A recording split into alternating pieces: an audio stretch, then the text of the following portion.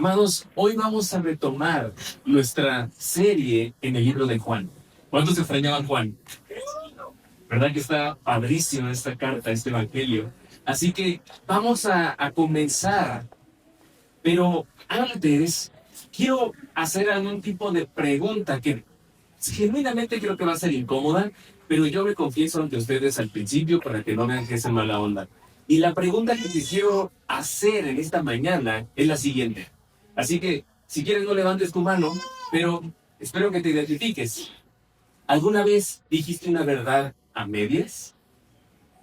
¿Alguna vez dijiste una verdad a medias? No sé, este tipo de frases como ya voy llegando cuando apenas vas saliendo de tu casa. O peor, cuando apenas te acabas de meter a bañar. Es este tipo de frases donde, no sé, estás por llegar a tu trabajo, a una junta importante, y lo primero que dices, perdóneme, había muchísimo tráfico. Y evidentemente había tráfico, pero también te paraste 5 minutos antes de salir. ¿Te han pasado esas cosas? Lamentablemente, yo recuerdo que no he pasado. Y técnicamente, el problema es que técnicamente no estamos mintiendo porque hay verdad en lo que estamos diciendo, pero la verdad se dice de una forma en que se acomode para que el foco de esa verdad, o de esa mentira más bien, no quede en nosotros. Así que cuando usamos la verdad de esa manera, no dejamos de decir la verdad, dejamos de parecernos a Cristo. Amén. Así que en este capítulo de Juan, que vamos a retomar el capítulo 8, lo que encontramos es a personas que dicen la verdad, incluso citan la ley, pero usan esta verdad no para amar al prójimo, sino para juzgar y para tenderle una trampa a nuestro Señor Jesucristo. Hemos estado viendo en el libro de Juan esta serie de ataques acerca de los líderes religiosos llamados los judíos. Estos líderes fariseos todo el tiempo estaban teniendo esta oposición para con Cristo Jesús, para con su ministerio. Y lo que vemos es que ellos están usando esta verdad, están usando la palabra, inclusive la ley, pero para tenderle a Jesús esta trampa. Así que hoy vamos a aprender que no toda verdad que se dice honra a Dios. Solo la verdad unida a la gracia refleja el corazón de Cristo. Así que acompáñame en tu Biblia. Vamos a leer Juan. Nos quedamos en el capítulo 8 y voy a unirlo desde el versículo anterior, el 53 del 7. Dice, y cada uno se fue a su casa. Pero Jesús, versículo 1, se fue al monte de los olivos. Al amanecer, vino otra vez al templo y todo el pueblo venía a él. Y sentándose, les enseñaba. Los escribas y los fariseos trajeron a una mujer sorprendida en adulterio y poniéndola en medio dijeron a Jesús, Maestro, esta mujer ha sido sorprendida en el acto mismo del adulterio. Y en la ley, Moisés nos ordenó apedrear a esta clase de mujeres. Tú, pues, ¿qué dices? Versículo 6. Decían esto poniendo a prueba a Jesús para tener de qué acusarlo. Pero Jesús se inclinó y con el dedo escribía en la tierra. Pero como insistían en preguntar, Jesús se enderezó y les dijo, el que de ustedes esté sin pecado, sea el primero en tirarle una piedra. Versículo 8. E inclinándose de nuevo, escribía en la tierra. Al oír ellos esto, se fueron retirando uno a uno, comenzando por los de mayor edad. Y dejaron solo a Jesús y a la mujer que estaba en medio. Enderezándose Jesús le dijo, mujer, ¿dónde están ellos? ¿Ninguno te ha condenado? Ninguno, Señor, respondió ella. Entonces Jesús le dijo, yo tampoco te condeno, vete y desde ahora no peques más. Cierra tus ojos y vamos a orar esta mañana. Padre amado, tu palabra es tan hermosa. Tu palabra tiene poder, tu palabra tiene toda la autoridad. Y tu palabra refleja el carácter y la hermosa obra de Cristo. Señor, te damos gracias porque necesitamos tu palabra para ser confrontados con la realidad de nuestro corazón. Padre, gracias por este privilegio que tenemos de recibir este año, todos juntos en este lugar, para cantarte a ti, para adorarte a ti, pero también para profundizar y estudiar tu palabra, Señor. Te damos gracias en el nombre de Cristo Jesús. Amén. Como ya te diste cuenta en el pasaje, el título de hoy es La gracia de Cristo versus la justicia humana. Y amados, lo que vamos a ver hoy es una exhortación a nuestro corazón a que, y esta es la idea central, soltemos nuestras piedras de falsa justicia y abracemos la gracia que restaura y transforma. Te la voy a repetir, soltemos nuestras piedras de falsa justicia y abracemos la gracia de Jesús, la cual nos restaura y nos transforma. Así que antes de señalar el pecado de alguien más, este texto nos obliga a mirar el estado de nuestro propio corazón. Muchos pensarán que este pasaje se trata acerca de la mujer y su pecado. Y hasta parece como de esos títulos amarillistas, ¿no? La encontramos en el acto mismo. Y te la imaginas en esas revistas de 20 pesos, ¿no? Ahí, como muy amarillista. Y podríamos pensar y caer en la equivocación de que este pasaje se trata de la mujer. Pero realmente no es así. Y hoy vamos a ver en este pasaje 4 realidades que el Señor nos deja ver acerca de este pasaje.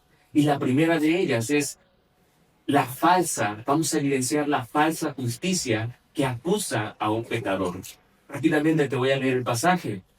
Versículo 3. Los escribas y los fariseos trajeron a una mujer sorprendida en adulterio. Y poniéndola en medio, dijeron a Jesús: Maestro, esta mujer ha sido sorprendida en el acto mismo del adulterio. Y en la ley de Moisés nos ordenó apedrear a esta clase de mujeres. Tú pues, ¿qué dices? Decían esto poniendo a prueba a Jesús para tener de qué acusarlo. Pero Jesús se inclinó y con el dedo escribía en la tierra. Es sorprendente porque la ley en el pasado, cuando tú eras testigo de un pecado que alguien estaba cometiendo, tú tenías que estar pero muy seguro de que esa persona estaba cometiendo un pecado contra la ley. Porque era muy complejo el hecho de que tú pudieras decir, me parece que creo que vi a tal persona haciendo. No. Y en este caso, al parecer, es real la situación. Porque la trajeron desde el acto mismo y la pusieron en medio de todos. No sabemos si a lo mejor estaba sin ropa. Está siendo el autor enfático en resaltar. Es evidente que se cometió un pecado, ¿correcto? ¿Hasta tú me sigues? Pero aquí realmente lo sutil que podemos ver entre las líneas es cómo los escribas y fariseos, al traer a esa mujer, al ponerla en medio, no la traen para ayudarla. No la traen para amarla. No la traen para llevarlo a enderezarse su camino a la ley en este entonces. Ellos la traen como un objeto. La traen como una evidencia, la traen incluso como una herramienta. Y ahorita vamos a ver por qué. Ellos incluso se atreven a citar la ley de Moisés, pero lo hacen de una forma selectiva. ¿Te diste cuenta? Quiero leerte a qué pasajes se estaban refiriendo ellos en el pasado. Levítico 20, versículo 10 dice: si un hombre comete adulterio con la mujer de otro hombre, que cometa adulterio con la mujer de su prójimo, el adúltero y la adúltera ciertamente han de morir. ¿Qué nos está faltando en este pasaje de Juan 8? ¿Te das cuenta cómo a mí no me dan las cuentas? Yo veo que el pecado lo cometieron 2 personas y sobrenaturalmente veo a una nada más juzgada o siendo a punto de ser juzgada. Desde ahí te puedes dar cuenta cómo el citar la verdad, la ley de Dios, se puede usar desde un lugar tan oscuro de nuestro corazón. ¿Dónde está el hombre? ¿Dónde está el debido proceso conforme a la ley que ellos están mencionando? ¿Dónde está el corazón de Dios en la ley, en este juicio que quieren ejecutar? Por eso el texto nos está diciendo claramente, decían esto poniéndolo a prueba para tener de qué acusarlo. ¿Te acuerdas cuando a Jesucristo le dijeron también, ¿qué es mejor, pagarle tributo al César o no? Y Jesús, con una simple frase, cambia y muestra su autoridad y el reino de los cielos. Denle al César lo que es del César y a Dios lo que es de Dios. ¡Wow! Toda nuestra teología ahí es sacudida y movida con estas frases pequeñas, pero tan poderosas de Jesús. Y es que, amados, la ley, la verdad, se convierte en un arma cuando la usamos sin gracia. Grábate eso, la ley se convierte en un arma, la verdad se convierte en esa arma cuando no la llevas con amor y con gracia. Cuando usamos la verdad para aplastar, no para restaurar. Cuando usamos doctrina para sentirnos superiores a los demás. Cuando hablamos correctamente, pero con un corazón incorrecto. Ya no estamos defendiendo la verdad de Dios. Estamos defendiendo lo corrupto de nuestro corazón. ¿Te das cuenta de estas verdades? Así que, familia, hermanos en Cristo, examinemos cómo estamos usando la verdad. ¿La estamos usando para restaurar o para exhibir personas? Es que yo estoy diciendo la verdad. Yo vi a mi hermano que pecó y por eso voy a anunciarle a toda... No, eso es chisme. Eso es murmuración. No sobreespiritualicemos verdades que nacen de un corazón corrupto. Hablamos de santidad con humildad o como siendo superiores a los demás. Pregúntate, ¿disfruto señalar el pecado ajeno más que confesar mi propio pecado? Es que a mí Dios me dio el don de discernimiento y yo puedo ver el pecado en todos. Pero, ¿y qué hermanos se enteran por mi confesión de mis pecados, de mis luchas, para que estén orando por mí y acompañándome? Fíjate cómo el pecado es tan sutil, se escabulle a través de buenos principios, de verdades, se escabulle, se filtra a través de buenas intenciones como esta. ¿Me siento más cerca de Dios cuando otros fallan? Uf. Yo sabía que esa persona iba a caer tal día. Yo lo veía venir. ¿Y te sientes mejor? Oh, amado, ¿dónde está nuestro corazón? Si la verdad que dices no está naciendo del amor de Cristo, probablemente, y muy probablemente, está naciendo del orgullo que hay en tu corazón. Así que quiero hablarle también a las personas que a lo mejor ni siquiera son creyentes. A lo mejor esta es la primera vez que visitan una iglesia cristiana. Quiero hablarte a ti. Si tal vez has sido herido por alguna persona religiosa, si tal vez has sido herido por una persona legalista, seguramente te sentiste juzgado, te sentiste señalado, tal vez te sentiste rechazado. Y me duele decirlo. Porque este texto lo que muestra es que Jesús no es como los que usaban el nombre de Dios en vano para lastimarte.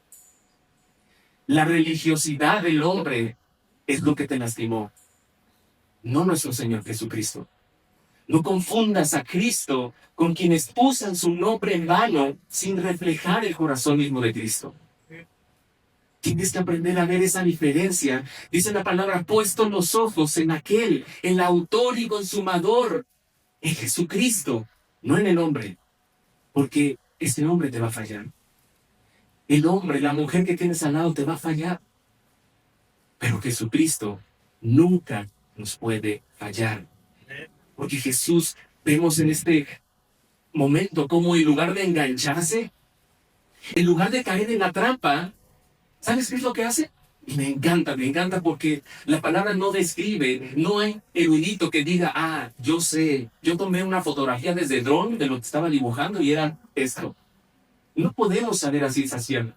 Pero lo que yo veo es el carácter de Cristo, que en lugar de enojarse, tener esa altivez de, ya sé que me están poniendo una trampa, voy a actuar de esa forma. Él baja la mirada y se pone a trazar algo en la guerra. ¿Te puedes imaginar esta escena? Todo el mundo expectante, viendo el espectáculo de vergüenza para esta mujer. Y Jesús lo que hace, sigue sentado, solo agacha la cabeza y se pone a dibujar. Dice la palabra al principio que venían a él. Él estaba sentado, regresó al templo, estaba sentado. Y esa es una muestra de que él es un rabino de autoridad. Él es un maestro. Los maestros, los rabinos, se sentaban y la gente se ponía alrededor de ellos para aprender del maestro. Y quieren venir estos fariseos a ponerle esta trampa. ¿Por qué? Porque dependiendo la respuesta de Jesús, si él decía, sí, hagamos lo que dice Moisés, maten las pedradas, lo iban a acusar de haber dado esa orden. Pero si él decía, no la maten, entonces le iban a decir, este es blasfemo porque no quiere seguir la ley de Moisés. No sé tú, pero el Señor Jesús se sale de estas circunstancias tan épicamente que yo digo, wow, ahí está todos los Óscares ganados. Porque yo genuinamente me equivoco. Y cuando tengo que responder de una forma, esta contaminación de mi corazón me hace responder algo que no da testimonio a Cristo. Y amados, tenemos que ser conscientes de eso. Cuando estás en medio de una circunstancia donde tu carácter está siendo probado, ¿qué haces? Si tú fueras esa persona que está en medio, a lo mejor no con ese pecado, te cacharon robando en la empresa y te ponen en medio de todas las personas y dicen, este es el que se robó y está en las cámaras y todo eso. ¿Qué harías? Y peor aún, si no fueras esa persona del centro, si fueras una de las personas que tiene que tomar decisión, que tiene que juzgar, ¿con qué actitud juzgarías? Jesús no responde inmediatamente, porque no entra en el juego del legalismo.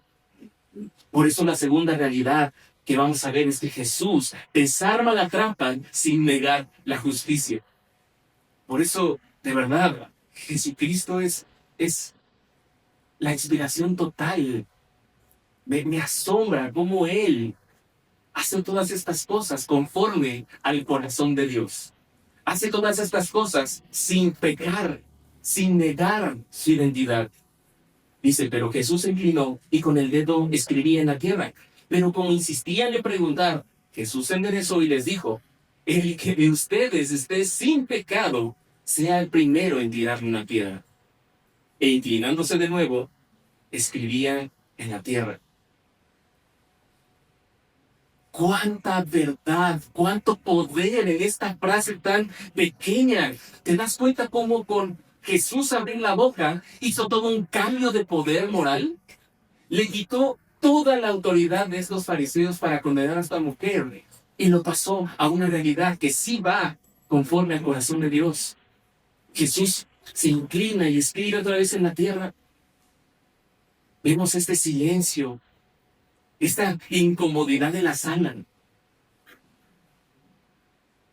y esta exposición del corazón, de la realidad que hay en el corazón de estos líderes judíos. Y amado, hay que entender que Jesús no está evadiendo la ley. Jesús devuelve el peso de la ley a quienes las están usando mal.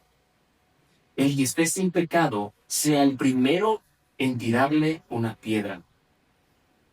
Y esto es clave, porque fíjate el orden que dice, el que esté sin pecado sea el primero en tirarle una piedra. ¿Y sabes por qué el Señor Jesús dijo esto? Porque en Deuteronomio 17, versículo 7, los testigos que habían presenciado algún tipo de pecado como esto, ellos tenían que ser los primeros en tirar la piedra. Eso significa que si mientes, la culpa de esa vida, de esa sangre derramada, iba a quedar en tu conciencia. No es algo sencillo. Estamos hablando de algo serio, amados. Si acusas falsamente, tú cargarás con esa sangre. ¿Te das cuenta? Jesús lo que hace es, ok, quiere juzgar a esta mujer que evidentemente cometió pecado, háganlo correctamente como dice la ley. Así que el primer testigo que tire la primera piedra. Ahora te pregunto, ¿no acaso había testigos que la habían encontrado? ¿No acaso los testigos tenían la autoridad de decir, yo la encontré, yo estoy diciendo la verdad? Pero es que hay algo más arriba de eso. El que esté libre de pecado, que tire la primera piedra. Jesús no está suavizando la justicia. No nos confundamos, amados. La aplica correctamente. Y es algo que a nosotros nos cuesta trabajo entender. Pero Jesús no está suavizando nada. Él está aplicando correctamente la justicia. Así que, amado, antes de que tú quieras corregir a alguien, porque, ojo, no estoy diciendo que si ves a alguien de tus hermanos pecar, pues hagas de la vista gorda porque, pues, ¿quién soy yo para juzgar? No, la Biblia no dice eso, sino que juzguemos con amor, con gracia y buscando la restauración de mi hermano o de mi hermana. Pero antes de que corrijas a alguien, hazte esta pregunta. ¿Estoy dispuesto a cargar con el peso de lo que estoy diciendo? La corrección bíblica que vemos aquí no humilla a las personas, no las expone, no aplasta al que cayó en pecado. Si no puedes corregir con humildad a tu hermano, a tu prójimo, déjame decirte que entonces quizás no estás listo para corregir. Este pasaje no está contradiciendo, por ejemplo, la disciplina bíblica, pero Dios nos da un modelo bíblico para poder ejercer como líderes espirituales esa disciplina bíblica. Nos da Mateo 18, donde dice, si encuentras a tu hermano pecando o pecando contra ti, háblale en lo privado, uno a uno, sin que lo expongas a nadie. No porque estás encubriendo su pecado, porque lo estás amando más y de forma real. Si la persona no quiere obedecerte y sigue en su pecado, entonces, ¿qué vas a hacer? No vas a buscar justicia. No vas a querer darle golpes hasta que entienda que está mal, porque esa no es nuestra función. Te pregunto, ¿quién es el que da el saber que estamos pecando? El Espíritu Santo. Si el Espíritu Santo no nos revela que estamos pecando, ¿quién eres tú para poder hacerle entrar en su cabeza que está mal? Es parte de la naturaleza del corazón, pero la disciplina bíblica te lleva a que si no se ha arrepentido, tal vez traigas otro testigo. Y a veces se piensa que este pasaje es acerca de, pues, montoneros, ¿no? Porque si no me hiciste caso tú, entonces voy por mi amigo y a ver si entre dos ya te hacemos entrar razón. No, la palabra se refiere a que seamos humildes para entender que tal vez no fui la persona adecuada para decir, para transmitir, y traigo un testigo que a lo mejor esta persona pueda decirle con palabras más amorosas, pueda decirle con más conocimiento de la verdad y de la palabra de Dios, y entonces logremos en equipo, juntos como familia, como hermanos, lograr el arrepentimiento de nuestro hermano o hermana. Y dice, si aún así no, bueno, entonces háblalo a la iglesia. Otra vez, ¿crees que la palabra se refiere a, le dimos dos oportunidades, ahora sí ya exponlo y que todos se burlen de la persona? No, es ok, no entendió con una persona el mensaje, ni con dos, entonces toda la congregación tiene que amar a su hermano para que todos le ayudemos a que pueda ver su pecado. No es como este caso, que están exigiendo a la persona. Es amar a la persona entre toda la iglesia. Y si aún así sigue en su pecado, entonces la palabra dice, bueno, simplemente no es creyente. Tenlo como gentil y publicano. Tampoco tenemos que juzgar. Tampoco tenemos que hacer justicia. Y, más importante aún, no esa persona que si termina no siendo creyente, ¿no sigue necesitando la misma gracia que tú y yo necesitamos? ¿Te das cuenta donde en ningún momento entra nuestro juicio? Sino el amar al prójimo. Por eso te digo, Jesús no evade la justicia. Jesús no ignora el pecado de la mujer. Pero Jesús no empieza con condena. Cristo no te cancela. Te confronta, te exhorta, te muestra la realidad de tu corazón para salvarte. Amado, si tú no ves la grandeza del corazón de Cristo, no sé cómo puedo ayudarte. Porque Jesucristo, teniendo toda la autoridad, siendo Él el que nunca peca, el que tenía la libertad, la autoridad de poder lanzar esa piedra, no lo hizo. Jesús no te condena, te confronta para salvarte. Y aquí se revela algo sobre el legalismo y la religiosidad. Y esta es la tercera realidad que vamos a ver el día de hoy. El sistema de justicia humana siempre colapsa. Versículo 9 dice, al oír esto, ellos se fueron retirando uno a uno, comenzando por los de mayor edad, y dejaron solo a Jesús y a la mujer que estaba en medio. ¿Te das cuenta? Uno por uno, no sabemos cuántas personas estaban, pero uno por uno, y desde el más grande al más joven, se fueron retirando. Y dice que empezando por los viejos. No sabemos si por la edad tenían más carga y conciencia de pecado, tenían más historial delictivo en pecado. No sabemos, no dice la palabra. Pero sí vemos que no hay gritos, no hay piedras, no hay ejecución.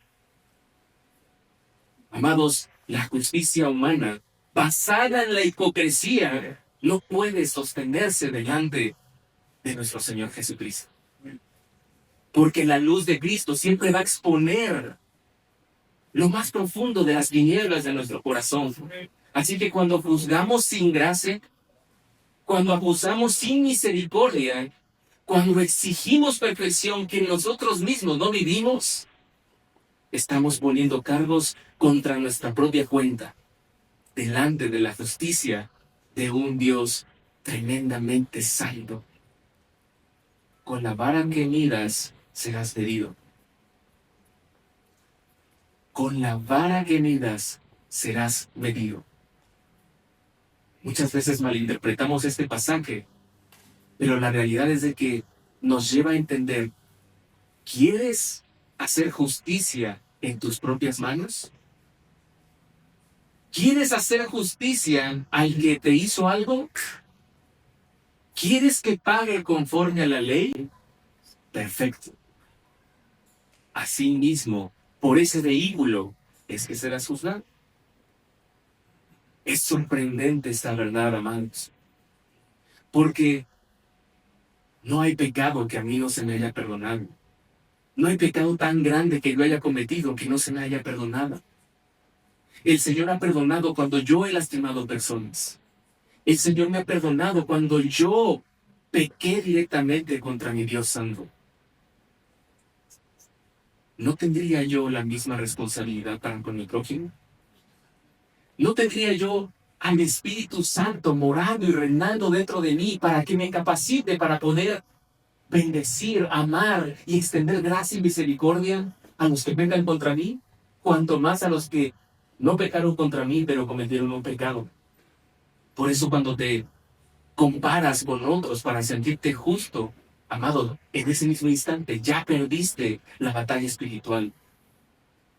Siempre el legalismo se va a derrumbar. ¿Sabes por qué? Porque exige lo que no puede cumplir. Se pone cargas que la persona misma no puede cumplir. Ese es el vehículo de la ley. Lo peor es que el legalismo condena lo que no puede sanar. ¿Acaso la ley terminó con el pecado? ¿Acaso obedecer cada uno de los mandamientos? ¿Hemos escuchado que hay un caso de éxito de que ya no hay pecado en la persona? Porque como dijimos, la ley no fue para quitar el pecado, sino para hacerlo evidente. Por eso la santidad que nace del orgullo, el intento de ser santo, pero desde un corazón orgulloso, nunca permanece. sentirte un buen cristiano porque no haces lo que otros hacen, en vez de que sea el fruto y la evidencia de que amas a Cristo y por eso no estás pecando. ¿Te das cuenta de la diferencia? Cada vez que sientas que no pecas, porque tú estás haciendo algo bueno, porque tú estás entendiendo el sistema del pecado y lo estás evadiendo y ya le ganaste, déjame decirte que te estás poniendo coronas a ti mismo. Y no obstante, es cuestión de tiempo, de que todo caiga por su peso y te des cuenta de que nunca dejaste de pecar. Porque para dejar de pecar necesitamos tener una nueva naturaleza que dé un fruto diferente. Y no solo eso, la promesa de nuestro Señor Jesucristo de que llegará el día donde ya no vamos a estar en este cuerpo, sino en un cuerpo glorificado que ya no va a pecar. Pero mientras llegue ese momento, nosotros ahora tenemos la autoridad, tenemos el amor y el poder del Espíritu Santo en nosotros para poder decirle no a la tentación, para poder soltar pecados que nos esclavizaban, porque la palabra ya nos ha hecho libres. Amén. Esa es la esperanza que vemos. Y ahora vemos cómo quedan dos personas en el versículo 10. Y esto revela la cuarta y última realidad, que la gracia de Cristo no te condena, sino que te transforma y te transforma de raíz. Versículo 10. Enderezándose Jesús le dijo, mujer, ¿dónde están ellos? Diría mi hija, ¿dónde están? Ninguno te ha condenado. Y la mujer responde, no me imagino su cara, solamente me llena la emoción diciendo, ninguno, Señor. Ninguno me ha condenado, respondió ella. Y esto es lo más hermoso de este pasaje. Dice, entonces Jesús le dijo, yo tampoco te condeno. Vente y desde ahora no peques más. ¡Wow!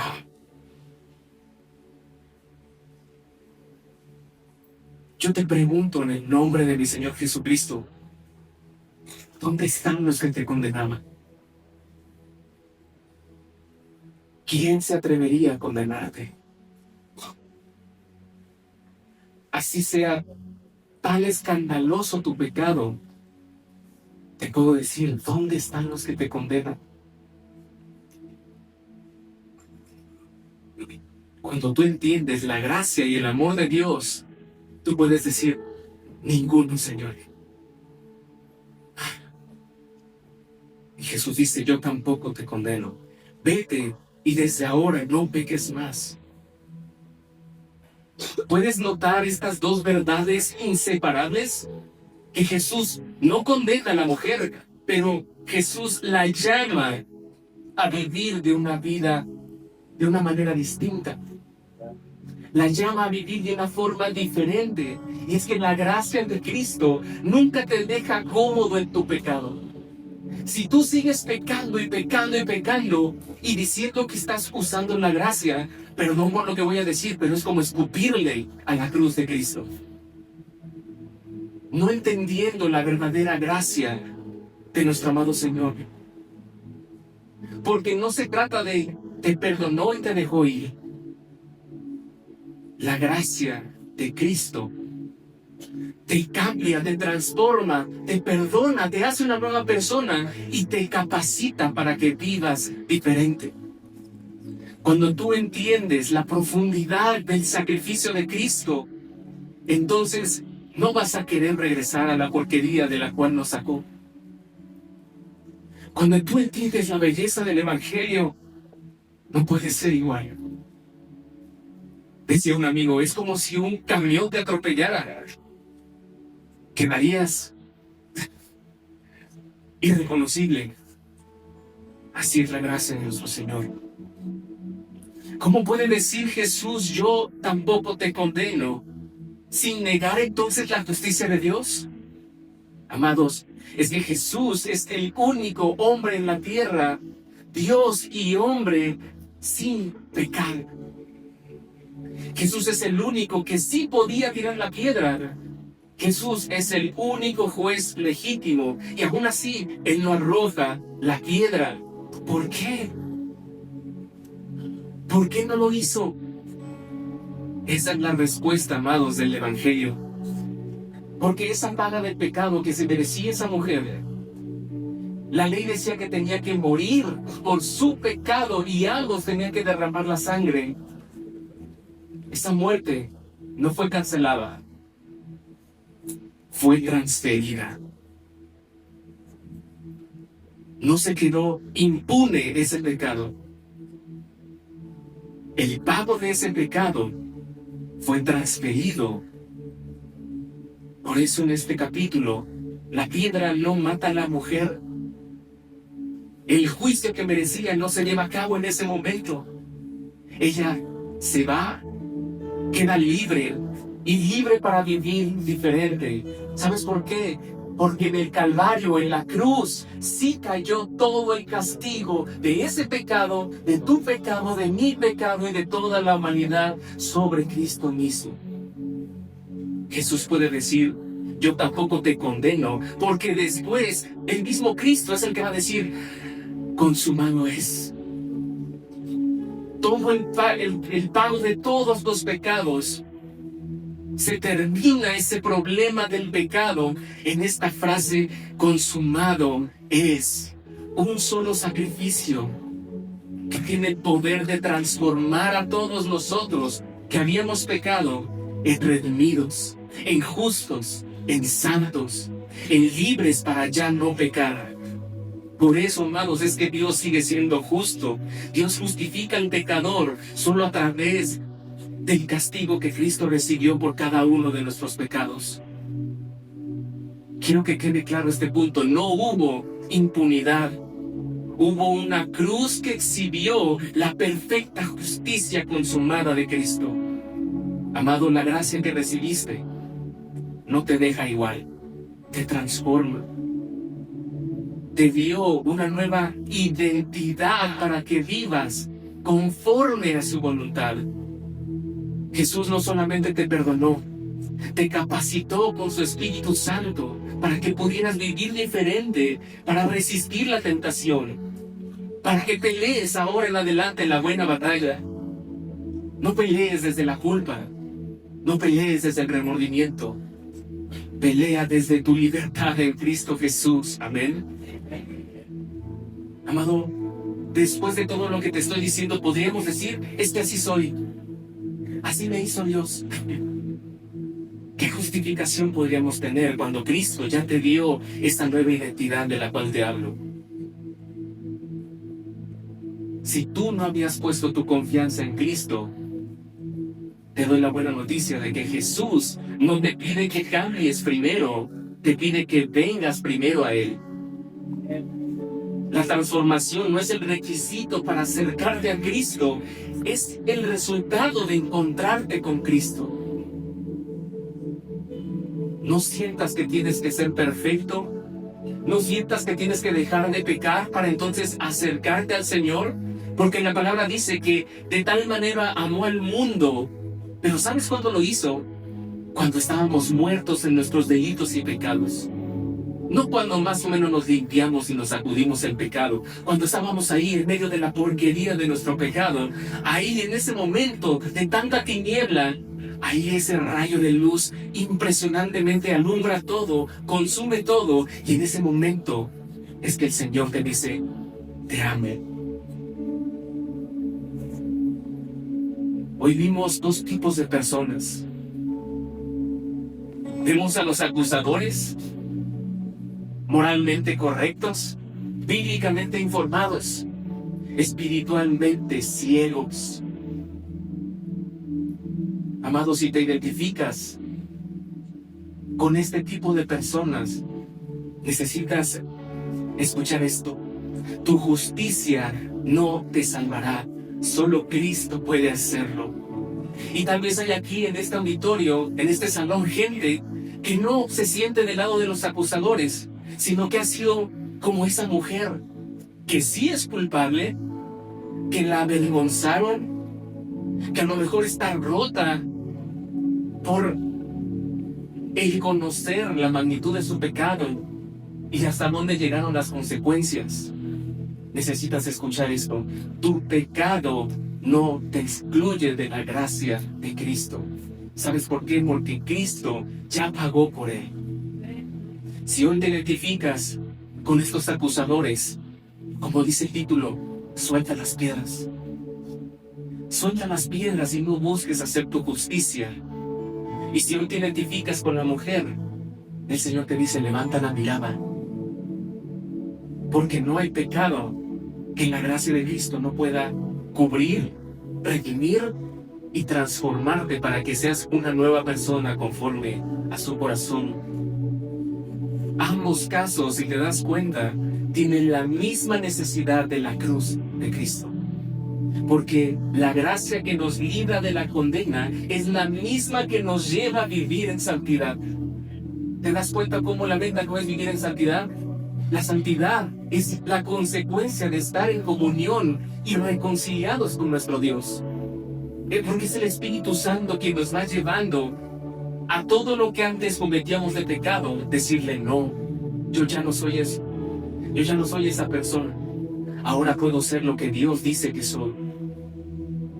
Porque fuera de Cristo, cada pecado será juzgado, cada obra será evaluada, cada deuda será cobrada, no hay alternativa. Pero amado, hoy quiero que salgas de este lugar entendiendo la profundidad de este pasaje y sabiendo que en Cristo esa condena ya fue pagada. Esa deuda que tenías con Dios eterno ya fue saldada y la gracia te restaura y te transforma para que tú ya no seas la misma persona. Y es muy importante que entiendas esto. Esto no se trata de entonces mejorarte a ti mismo. No es que llegues a la mejor versión de ti mismo, como dicen algunas frases. Esto es producto, obra del Señor, para que el Señor mismo sea el que se lleve toda la gloria de tu transformación. No es para nosotros. Amados, Jesús no anuló la justicia, la cargó sobre sí mismo. Y hoy nos llama a que soltemos las piedras de nuestra falsa justicia y abracemos la gracia de Jesús que restaura y transforma.